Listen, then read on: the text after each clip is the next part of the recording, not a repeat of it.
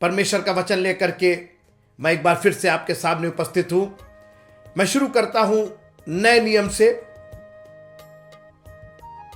लूका रचित सुसमाचार उसका 21वां अध्याय, लूक चैप्टर 21, लूका रचित सुसमाचार उसका 21वां अध्याय। आप घबराइए नहीं, हम उत्पत्ति में अभी जाएंगे, लेकिन मैं शुरुआत यहां से करना चाहता हूं। और जैसा मैंने कई बार आपसे पहले भी कहा है कि परमेश्वर का वचन खंड खंड में नहीं है, भाग भाग में नहीं है, ये सेक्शन में नहीं है, ये सब एक वचन है। परमेश्वर के सामने एक दिन 1000 साल के बराबर है, 1000 साल एक दिन के बराबर। तो परमेश्वर के लिए कोई चीज भाग में नहीं है कि ये पुराना भाग है, नया भाग है, ये लूका में है, ये मत्ती में है। ये हमारे अपनी सुविधा के लिए, हमें समझने के लिए, हमें ज्ञान देने के लिए, क्योंकि हमारी बुद्धि छोटी है, थोड़ी है, और परमेश्वर ने अपने उस अगम्य ज्ञान को हम लोगों को किस तरीके से प्रेषित किया है। लिखा है कि वो 0 हो गया, उसने अपने आप को शून्य कर दिया। सोचिए आप, क्योंकि हम लोग वो कैलकुलेशन कर ही नहीं सकते, हम लोग के पास इतना दिमाग ही नहीं है, लेकिन उसने अपने आप को कम कर दिया और वचन देहधारी हो गया। लूका की इंजील उसका 21वां अध्याय, chapter 21 of the book of Luke and verse number 28, 28वां पद।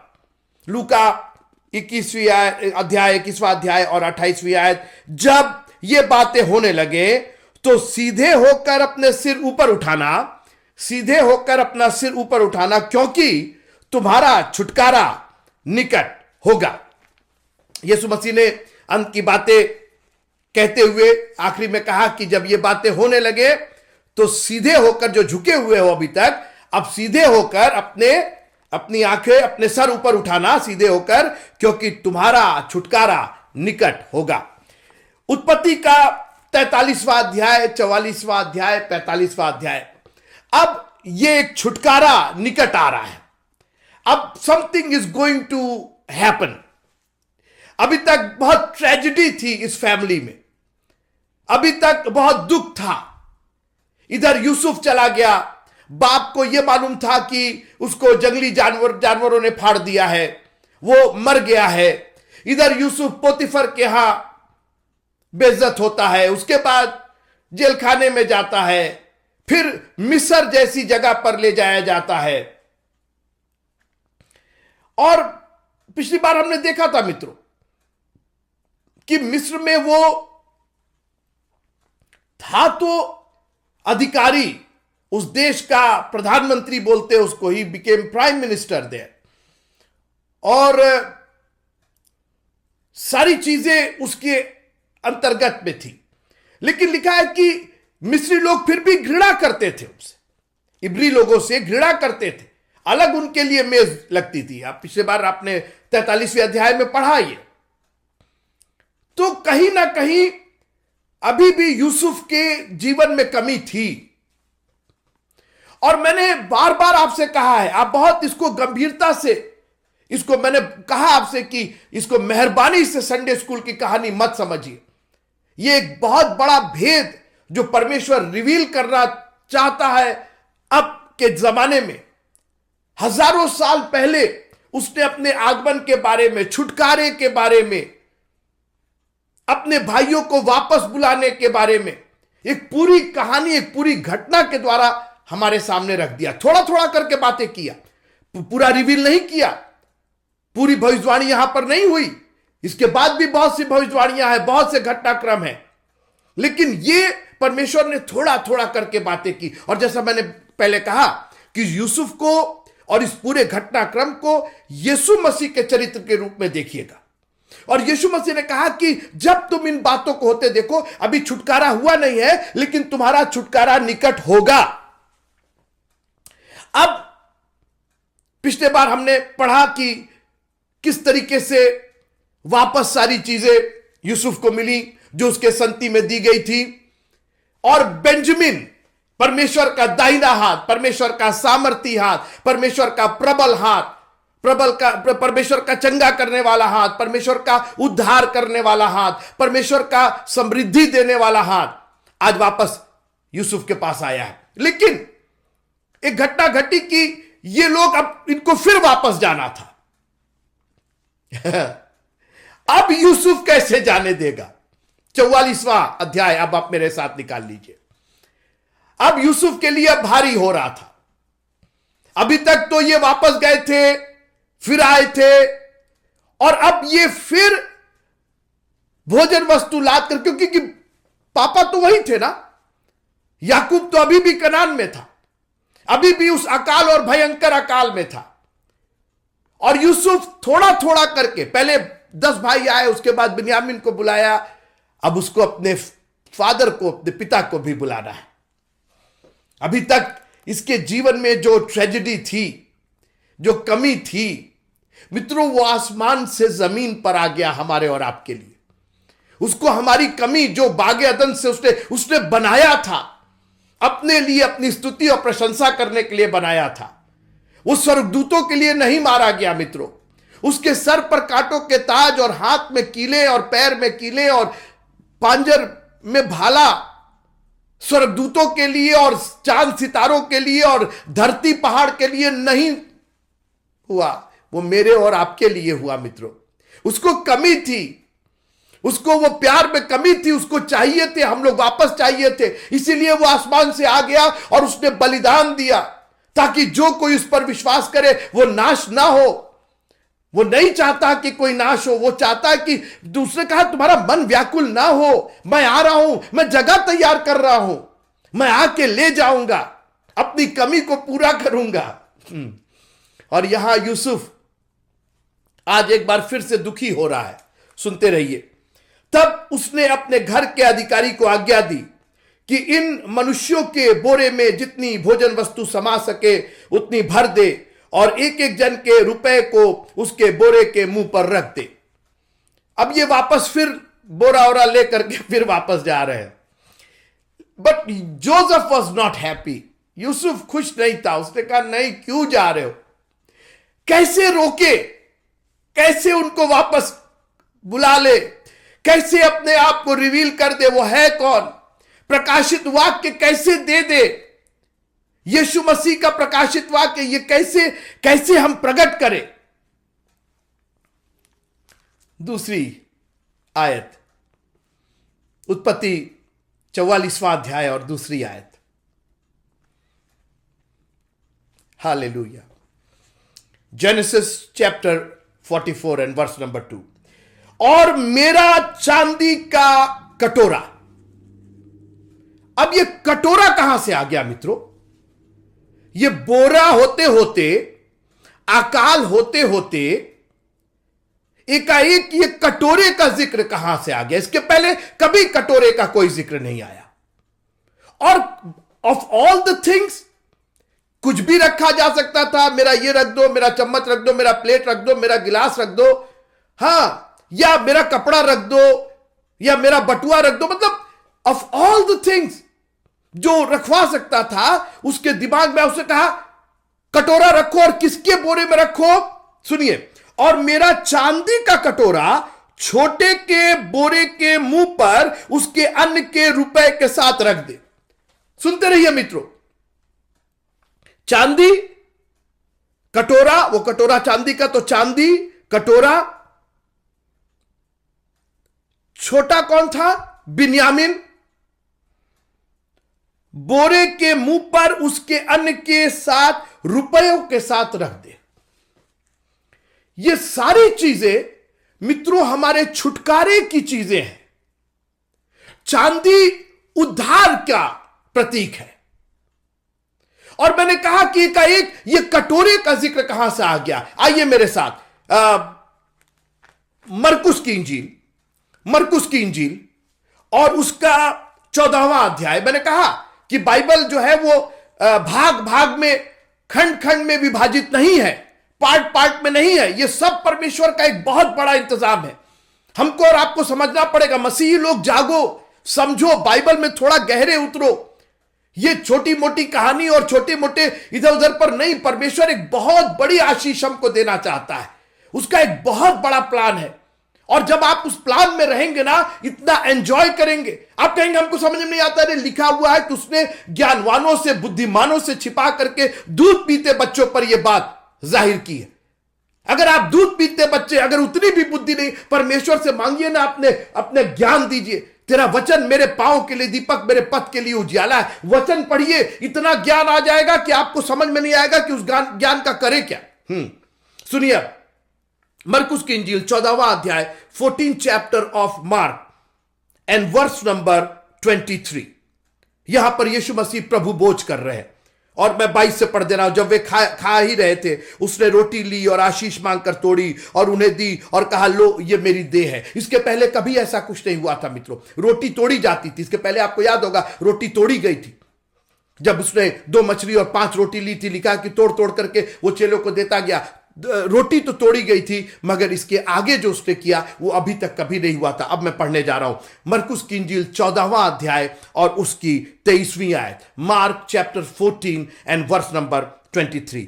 फिर उसने कटोरा लेकर धन्यवाद किया। आज तक कभी कटोरा लेकर के, रोटी पर हम लोग धन्यवाद देते, खाने पर धन्यवाद देते, इसने कटोरा लिया मित्रों। ये वो कटोरा था जो हमारे और आपके गुनाह का कटोरा था। आप भूलिए मत उस बात को, जब वो गतसमनी के बाद में लिखा कि मेरा मन व्याकुल हो रहा है, और उसने पिता से मांग की। उसने कहा कि ये पत्थर मत हटाइए, ये पहाड़ मत हटाइए, ये धरती मत हटाइए, ये चांद सितारे हटे ना हटे, अगर ये कटोरा हट सके। मित्रों, यूसुफ को अपने पूरे महल में, अपने पूरे साम्राज्य में अगर कोई चीज दिखाई दी तो ये कटोरा दिखाई दिया। वो कटोरे को उस बोरे में रखना चाहता था। मित्रों, ये परमेश्वर का इतना बड़ा इंतजाम, कब कब ये बातें हुई। मैंने कहा ये संडे स्कूल की कहानी नहीं है। This is a plan of salvation of God, the almighty God. उसका ये इतना बड़ा इंतजाम है।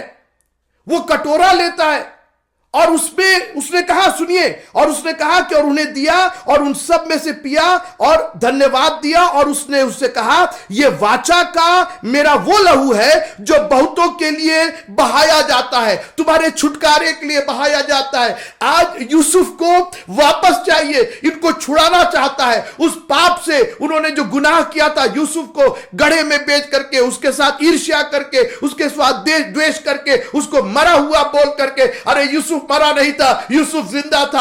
आज हमारा प्रभु मरा नहीं है, हमारा प्रभु एक जीवता प्रभु है। हां, उसको 3 दिन रखा गया था, उसको कब्र में रखा गया था, उस पर सील मोहर लगाई गई थी। सारी दुनिया को यह खबर थी वो मर गया, मगर वो मरा नहीं। जब स्त्रियां आई कब्र के ऊपर और उन्होंने खोजना शुरू किया एक मरे प्रभु को, स्वर्गदूत आ गए। जब दुनिया कही वो मर गया है, उसके पास जान नहीं है, वो खत्म हो गया है, स्वर्गदूतों ने आके कहा, जिंदों को मुर्दों में क्यों ढूंढती हो। और आज यूसुफ के पास यह समय था कि वो अपने आप को रिवील करे। वो मरा नहीं है, वो जिंदा है। और ये हमारे प्रभु यीशु मसीह का प्रतीक है। वो मरा नहीं, वो जिंदा है। हम एक जिंदे प्रभु की उपासना करते हैं। तालियां बजा के उसका धन्यवाद कीजिए। प्रभु हालेलुया, तू आज भी जीवित है और हमको भी जीवित करने की ताकत रखता है।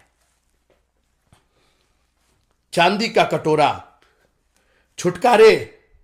छुटकारा और हमारे पाप उस कटोरे में, अगर हो सके तो यह कटोरा हटा लिया जाए। मैं पढ़ दूं क्या आपके सामने? मत्ती की इंजील 39 verse, Matthew chapter 26 and verse number 39। फिर वह थोड़ा और आगे बढ़कर मुंह के बल गिरा और यह कहकर प्रार्थना की, हे मेरे पिता, यदि हो सके तो यह कटोरा मुझसे टल जाए। दुनिया की चीजें वो मांग कर सकता था, ये टाल दीजिए, वो टाल दीजिए, ये हटा दीजिए। उसने कहा कुछ नहीं, यह कटोरा अगर टल जाए, लेकिन मेरी नहीं, तेरी इच्छा। मित्रों, हमारा छुटकारा था, हमारा छुटकारा टला नहीं है, हमारा छुटकारा मौजूद है। और यीशु मसीह ने कहा, जब तुम इन बातों को होते हुए देखो, दुनिया में क्या क्या हो रहा है, हिंदुस्तान में क्या क्या हो रहा है, अमेरिका और चीन में क्या क्या हो रहा है, अपनी सीधे होकर के आंखें ऊपर उठा करके देखो, तुम्हारा छुटकारा निकट होगा। क्योंकि किसी ने हमारे बोरे में चांदी का कटोरा रखा है, वापस हमको बुलाया है। नहीं जाओगे तुम, मेरे पास वापस आओ। मैंने तुमको अपनी जान दे करके खरीदा है, अपना लहू बहा करके खरीदा है। और हुआ क्या? चांदी का कटोरा बिन्यामीन के बोरे में पाया गया, उसको वापस बुलाया गया। मैं दो बातें कह करके आपसे विदा लेना चाहता हूं। बहुत गंभीर चर्चा है मित्रों।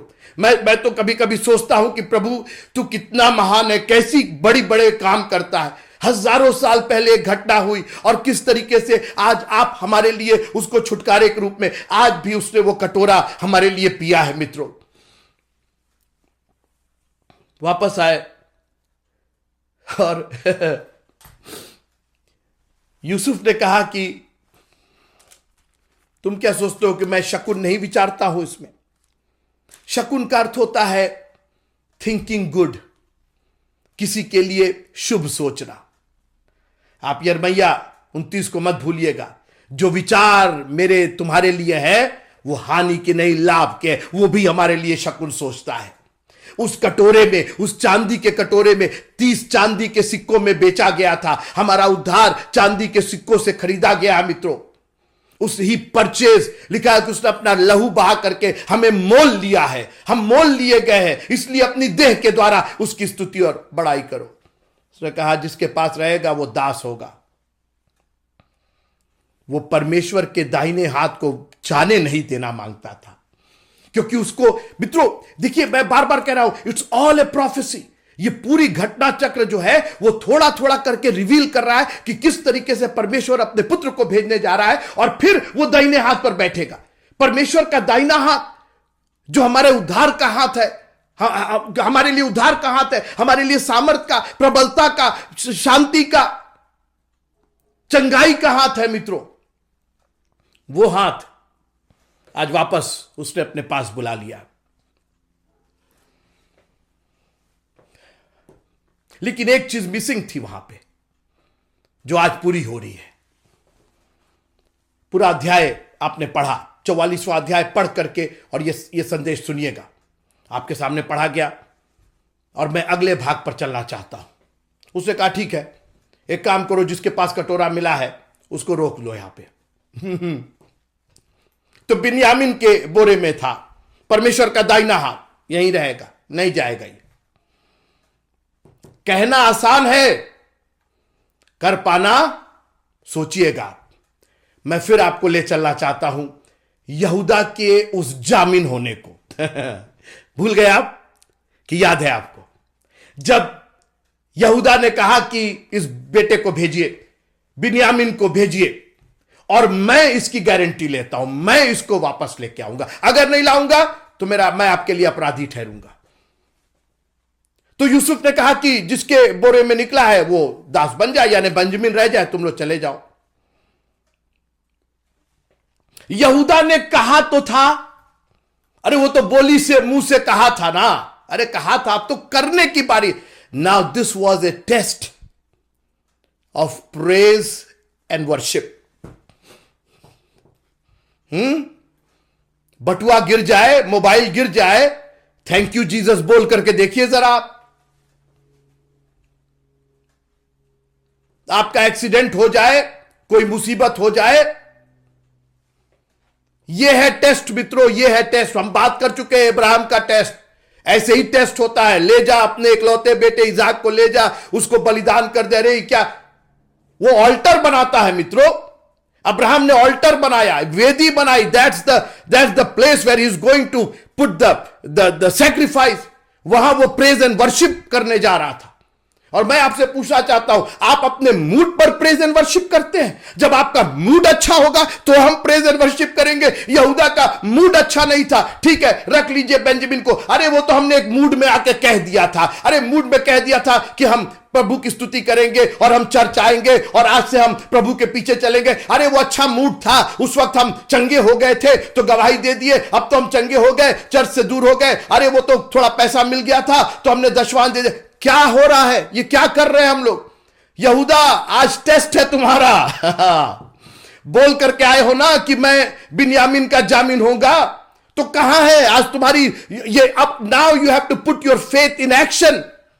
अब अपने विश्वास को एक कार्य में तब्दील करना है। हे मूर्ख, तू क्या नहीं जानता कि विश्वास कर्म के बिना अधूरा है? आज प्रेज एंड वर्शिप को दिखाना है कि जो उसने कहा है वो आज करके दिखाएगा। एक मुसीबत में ये पड़े थे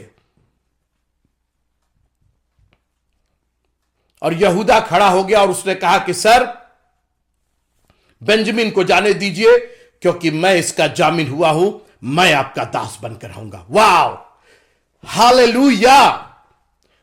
आज स्तुति और प्रशंसा ने दिखा दिया कि कैसी भी कोई परिस्थिति क्यों ना हो, मेरी स्तुति और प्रशंसा को कोई रोक नहीं सकता। मेरे जीवन में अगर विफलता हो गई है, मेरे जीवन में गरीबी हो गई है, मेरे जीवन में बीमारी हो गई है, मेरे परिवार में बहुत दुख हो गया है, मेरे प्रेज एंड वर्शिप को कोई रोक नहीं सकता है। पौलुस और सिलास सर से पांव तक पीटे गए थे मित्रों, हाथ और पैर काठ में ठोके गए थे। वो कोई टाइम है प्रेज एंड वर्शिप करने का? वो तो कुड़कुड़ाने और बड़बड़ाने का टाइम है। हम और आप होते तो सिर्फ कुड़कुड़ और बड़बड़ करते हम लोग, लेकिन प्रेज एंड वर्शिप आपका टेस्ट होगा। ऐसी परिस्थिति में मैं हर समय यहोवा को धन करूंगा। मेरी बात सुनिए मित्रों, हर समय एक समय नहीं होता है, हर समय खुशी का समय नहीं होता है, हर दिन बर्थडे नहीं होता है, हर दिन एनिवर्सरी नहीं होती है, हर दिन सैलरी नहीं मिलती है, हर दिन आप स्वस्थ नहीं रहते हैं, हर दिन घर में शांति और खुशी नहीं रहती है। हर दिन कोई एक दिन आएगा मित्रों जब आपको टेस्ट किया जाएगा, whether you can praise and worship in that kind of situation और नॉट। और यहां पर यहूदा की परीक्षा हो रही थी, क्या तुम अभी भी प्रेज एंड वर्शिप कर सकते हो?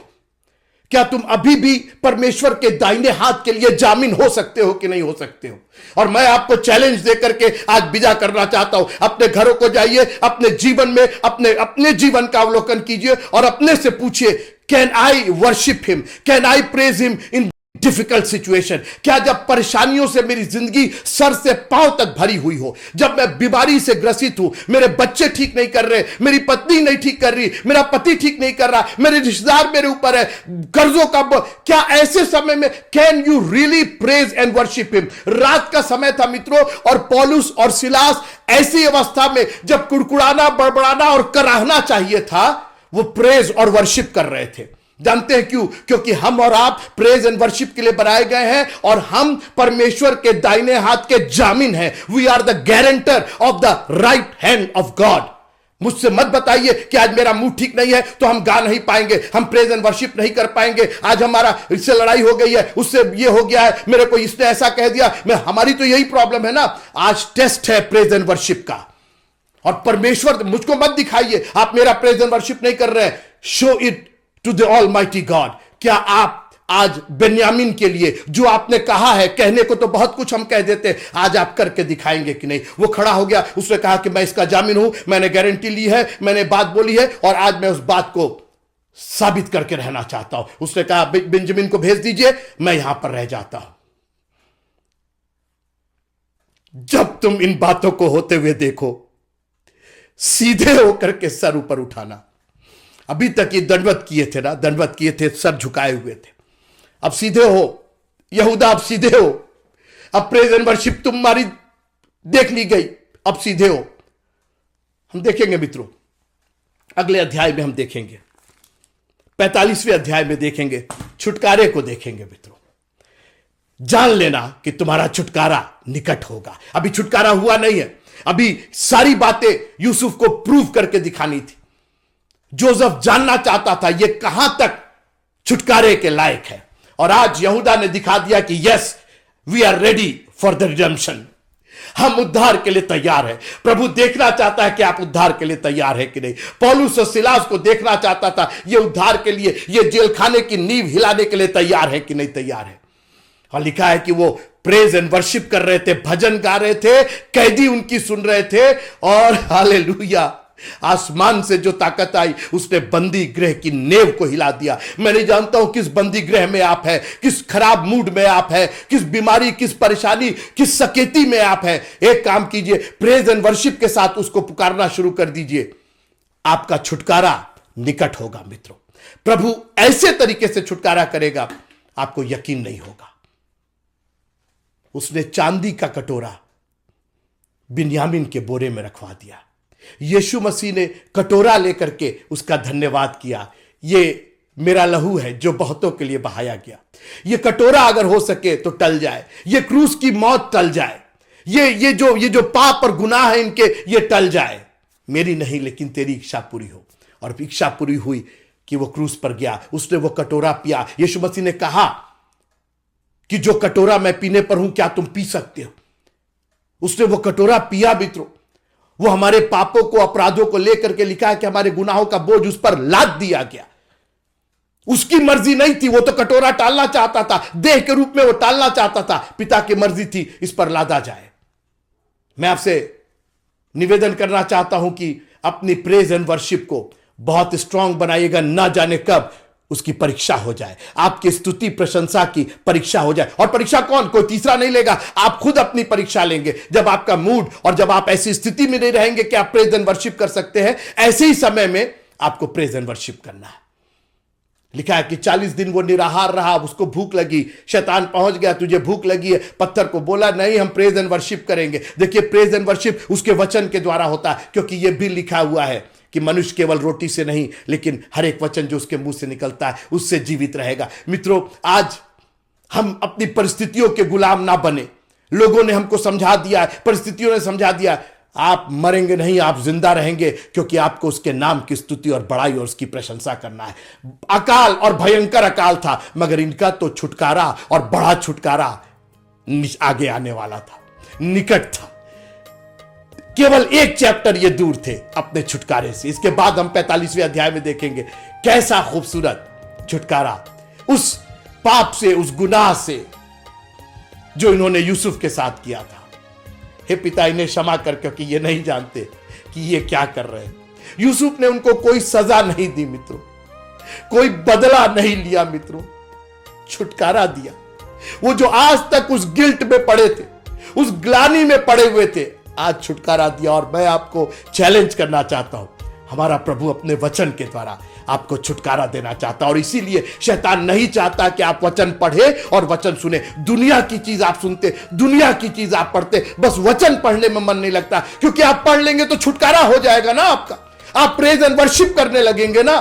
लेकिन एक काम कीजिए, शैतान को धता बता करके, उसको उसके तमाम जो जलते हुए तीर है उनका सामना करते हुए एक काम कीजिए, प्रेज एंड वर्शिप करना शुरू कर दीजिए। अपने हाथों को उठा के कहिए, प्रभु तेरा धन्यवाद हो, तेरे पवित्र नाम की स्तुति हो, क्योंकि मेरा छुटकारा निकट है। प्रभु आप सबको बहुत बहुत बहुत बहुत आशीष दे। जय मसीह।